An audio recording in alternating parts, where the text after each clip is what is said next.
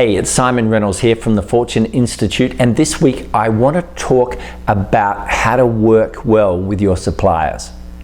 You know, as your business grows, the importance of your suppliers, the people who work with you to help produce your products and services, grows as well. It becomes very, very important the larger your business is. So today I want to give you just a few ideas about how to improve how you work with suppliers. So idea number one is make sure you take them to lunch one at a time, at least once a year. Now, it's only 90 minutes, it's only 2 hours, maybe at max, but the net result is often you get an incredible improvement in the relationship that you have between each other. Now, it may just be business, but when the supplier feels like you're a good person, when the supplier hears your personal story, when the supplier feels they have a relationship with you, then as a result of that, it affects all types of things. For instance, the price that they offer you may in fact be better as a result of the fact they feel closer to you. The speed at which they deliver their products or services can often improve, and absolutely the quality of what they deliver often rises when they feel like you're a good person and that you're not just the typical customer. And one lunch once a year, believe it or not, is pretty much all it takes to bond with a lot of suppliers. Idea number two is make sure you ask them for a better price every year.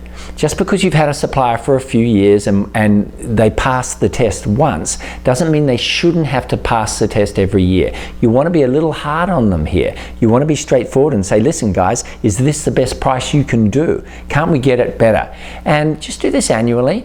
And just make sure that you're known in that company as somebody that can't be trifled with. You're known as a business owner that has to be given the best price, and indeed the best of everything else, if rather than one of those soft customers that they can keep the price up for.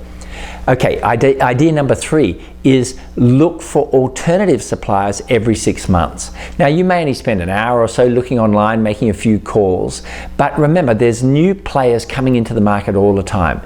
I admire loyalty, and I think loyalty with suppliers is a good idea, but by the other same token, you want to make sure that you at least know what's happening in the marketplace, because your supplier may be good now, but in 2 years' time, they may be dramatically inferior in either the type of product they sell you, the price they sell you, or their service model. So make sure, at least every 6 months, you're checking the market out so you know that they are, in fact, the best people to be dealing with. And finally, make sure you brief your team as your company grows.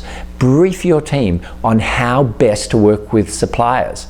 Make sure there's a checklist for how often they should speak with suppliers, what they should check up on with suppliers, how they brief suppliers. Just make sure that every element of the interaction from your company's point of view is first rate, so that the supplier respects you as being someone organized and someone who briefs them really well, and your own people don't get slack when they're dealing with suppliers just because that person technically happens to work for the company. You know, the thing about staff is they may treat everybody in the company well, but sometimes they don't always treat suppliers well because they know that they've got it over them, that they're the ones paying the checks. You want to watch for that because it affects the relationship and the quality of many, many things if that supplier ends up hating one of your staff.